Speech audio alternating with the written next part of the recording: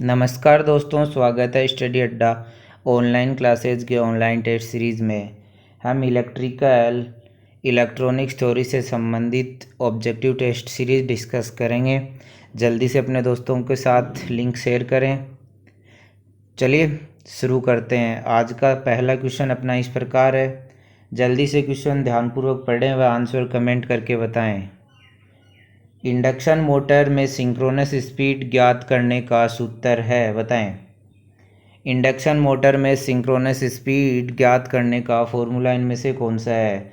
आपके सामने 4 ऑप्शन दिए हैं, जल्दी से आंसर कमेंट करके बताएं। तो सिंक्रोनस स्पीड को अपन किससे लिखते हैं? एन एस इक्वल क्या होता है? आपको सबको पता है, काफ़ी इजी क्वेश्चन है। 120 F/P होता है। तो राइट आंसर क्या हुआ इसमें? Option number C, synchronous speed equal 120 frequency into pole. तो इसका राइट आंसर क्या हुआ? Option number C. चलिए नेक्स्ट क्वेश्चन नंबर 2 देखते हैं। क्वेश्चन नंबर 2 आपके सामने इस प्रकार है, जल्दी से आंसर कमेंट करके बताएं। स्क्वायर केज इंडक्शन मोटर का स्टार्टिंग टॉर्क क्या होता है, बताएं। ऑप्शन नंबर ए ज़्यादा, ऑप्शन बी कम, ऑप्शन सी स्थिर और ऑप्शन डी कोई नहीं। तो जो स्क्वायर केज इंडक्शन मोटर होती है उसका स्टार्टिंग टॉर्क क्या होता है? कम होता है। तो इसका राइट आंसर क्या हुआ? Option number B. 2 number question का राइट आंसर क्या हुआ? Option number B. चलिए क्वेश्चन नंबर 3 पे चलते हैं।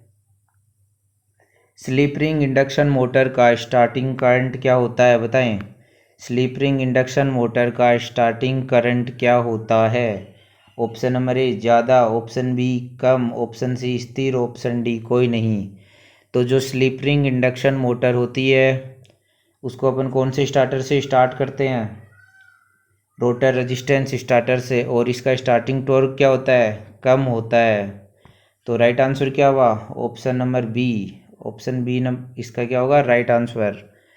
चलिए क्वेश्चन नंबर 3 हो गया। अब क्वेश्चन नंबर 4 पे चलते हैं। जल्दी से क्वेश्चन ध्यानपूर्वक पढ़ें व आंसर कमेंट करके बताएं।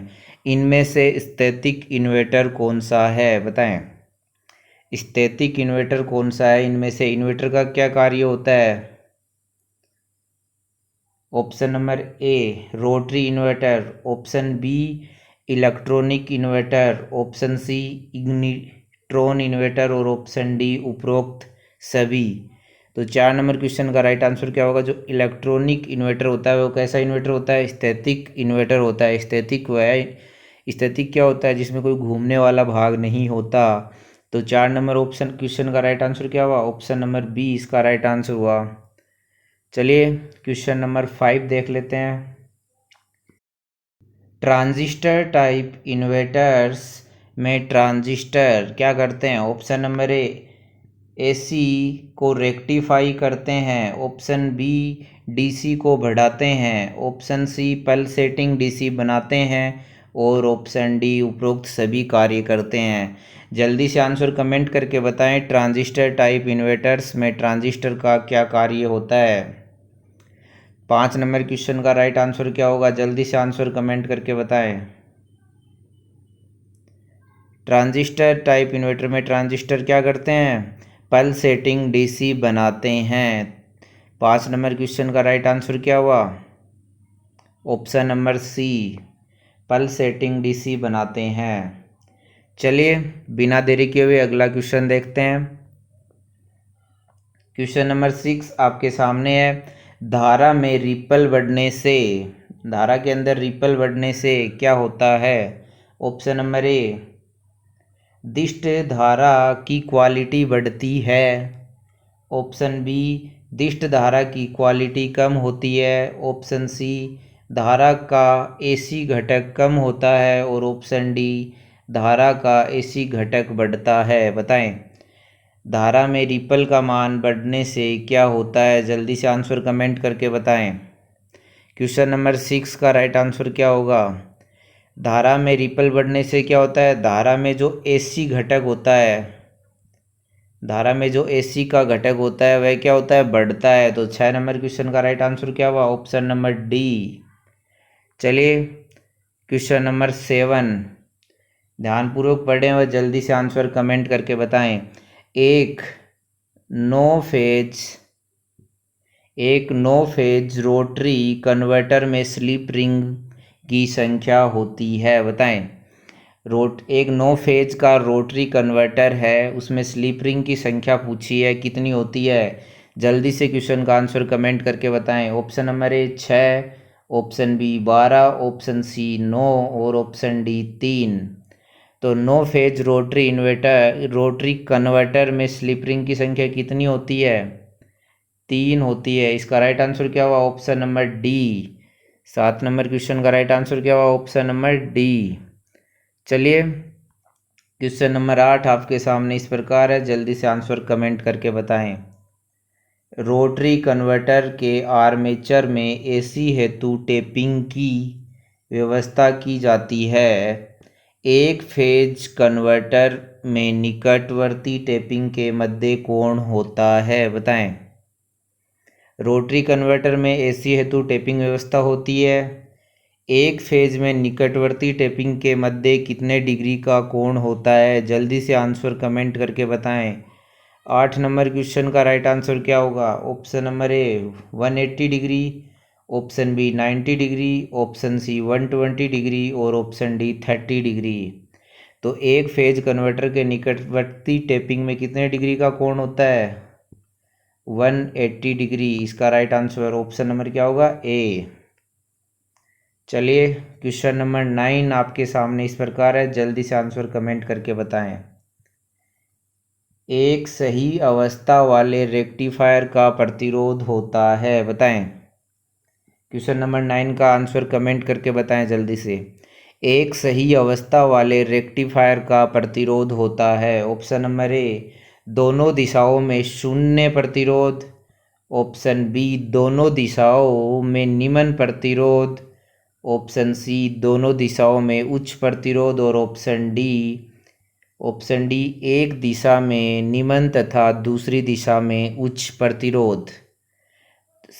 सही रेक्टिफायर का प्रतिरोध क्या होता है? जल्दी से आंसर कमेंट करके बताएं। तो क्या होगा इसका राइट आंसर? इसका राइट आंसर होगा ऑप्शन नंबर डी, एक दिशा में निम्न तथा दूसरी दिशा में उच्च प्रतिरोध। चलिए क्वेश्चन नंबर 10 आपके सामने है, जल्दी से आंसर कमेंट करके बताएं। एमजी सेट में प्रयोग एसी मोटर का प्रकार है। एमजी सेट क्या होता है? मोटर जनरेटर सेट में एसी मोटर का प्रकार कौन सा प्रकार यूज किया जाता है? Option number A squirrel cage induction motor, option B wound rotor induction motor, option C AC commutator motor और ऑप्शन डी सिंक्रोनस मोटर। जल्दी से 10 नंबर क्वेश्चन का राइट आंसर कमेंट करके बताएं। तो एमजी सेट के अंदर एसी मोटर का कौन सा टाइप यूज होता है? स्क्वायल केज इंडक्शन मोटर। चलिए क्वेश्चन नंबर 11, जल्दी से आंसर कमेंट करके बताएं। फुल वेव रेक्टिफायर की दक्षता कितनी होती है, बताएं। जो फुल वेव रेक्टिफायर होता है उसकी दक्षता कितनी होती है? जल्दी से आंसर कमेंट करके बताएं। Option number A 40.6%, option B 81.2%, option C 100% और option D 50%। Full wave rectifier में कितने के डायोड यूज होते हैं? 4 डायोड यूज होते हैं, अपने ये क्वेश्चन डिस्कस कर चुके हैं। और फुल वेव रेक्टिफायर की दक्षता कितनी होती है?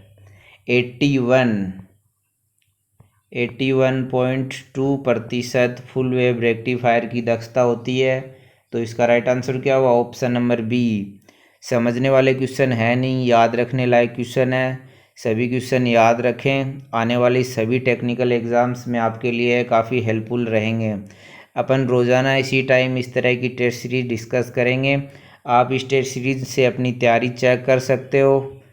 चलिए नेक्स्ट क्वेश्चन नंबर 12, ध्यानपूर्वक पढ़ें और जल्दी से आंसर कमेंट करके बताएं। एक 500 वाट के इन्वर्टर में कितने AH की बैटरी काम में लेते हैं बताएं।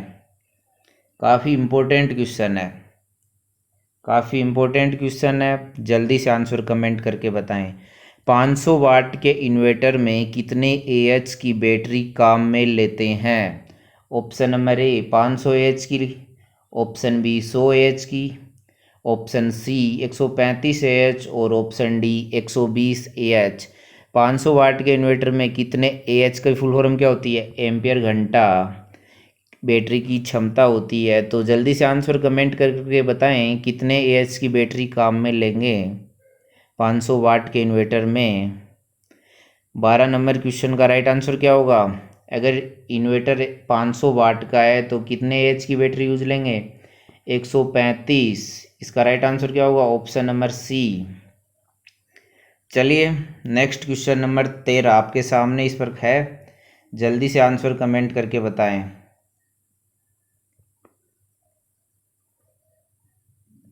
मर्करी आर्क रेक्टिफायर में करंट कितने एम्पियर तक प्राप्त किया जा सकता है बताएं।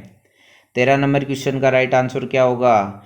मर्करी आर्क रेक्टिफायर में करंट कितने एम्पियर तक प्राप्त किया जा सकता है। Option number A 1200 ampere, option B 1000 ampere, option C 1500 ampere और option D 1800 ampere. 13 number question का राइट आंसर क्या होगा, जल्दी से आंसर कमेंट करके बताएं। मर्करी आर्क रेक्टिफायर में कितने एम्पियर तक करंट प्राप्त किया जा सकता है, 1500 एम्पियर। तो 13 नंबर क्वेश्चन का राइट आंसर क्या होगा, ऑप्शन नंबर सी इसका राइट आंसर होगा। 13 नंबर क्वेश्चन का राइट आंसर क्या होगा, 1500 एम्पियर। चलिए बिना देरी किए हुए क्वेश्चन नंबर 14 देखते हैं, जल्दी से आंसर कमेंट करके बताएं। शेडेड पोल मोटर के नुकसान क्या क्या हैं बताएं। काफ़ी इजी क्वेश्चन है, जल्दी से आंसर कमेंट करके बताएं। शेडेड पोल मोटर के नुकसान क्या क्या हैं। ऑप्शन नंबर ए कम क्षमता, ऑप्शन बी कम शुरुआती टॉर्क, ऑप्शन सी बहुत कम अतिभार क्षमता और ऑप्शन डी उपरोक्त सभी। बताएं शेडेड पोल के नुकसान इनमें से क्या क्या है, जल्दी से आंसर कमेंट करके बताएं। 14 नंबर क्वेश्चन का राइट आंसर क्या होगा। शेडेड पोल मोटर के नुकसान क्या है, इसकी कम क्षमता होती है, इसका नुकसान है। ऑप्शन बी कम स्टार्टिंग टॉर्क, यह भी इसका नुकसान है। बहुत कम अतिभार क्षमता, यह भी इसका नुकसान है। तो राइट आंसर क्या हुआ, उपरोक्त सभी। तो इसका राइट आंसर क्या हुआ, option number D shaded pole motor का नुकसान, ये सभी नुकसान होते हैं। तो 14 नंबर क्वेश्चन का राइट आंसर क्या हुआ, ऑप्शन नंबर डी। चलिए नेक्स्ट क्वेश्चन नंबर 15 आपके सामने है, काफ़ी इम्पोर्टेंट क्वेश्चन है, जल्दी से आंसर कमेंट करके बताएं। एक AC128 ट्रांजिस्टर में अक्सर ए का संकेत करता है बताएं। एक ट्रांजिस्टर है AC128, उसमें ए का मतलब क्या होता है, जल्दी से आंसर कमेंट करके बताएं। Option number A silicon, option B PNP, option C germanium और option D NPN। AC128 transistor में अक्सर ए संकेत क्या करता है बताएं। ए का मतलब क्या होता है। 15 नंबर क्वेश्चन का राइट आंसर कमेंट करके बताएं। तो इसका राइट आंसर क्या होगा, जर्मेनियम, ऑप्शन नंबर सी। यहाँ ए का मतलब क्या होता है, जर्मेनियम। AC128 यह क्या है, ए यहाँ क्या बताता है, यह ए बताता है कि यह जर्मेनियम का है। अगर आपको हमारी यह ऑनलाइन टेस्ट सीरीज पसंद आए तो वीडियो को लाइक ज़रूर करें, अपने दोस्तों के साथ शेयर ज़रूर करें। धन्यवाद दोस्तों, मिलते हैं कल इसी टाइम दोबारा एक और नई टेस्ट सीरीज़ के साथ। तब तक हमारे साथ बने रहें। जय हिंद, जय भारत।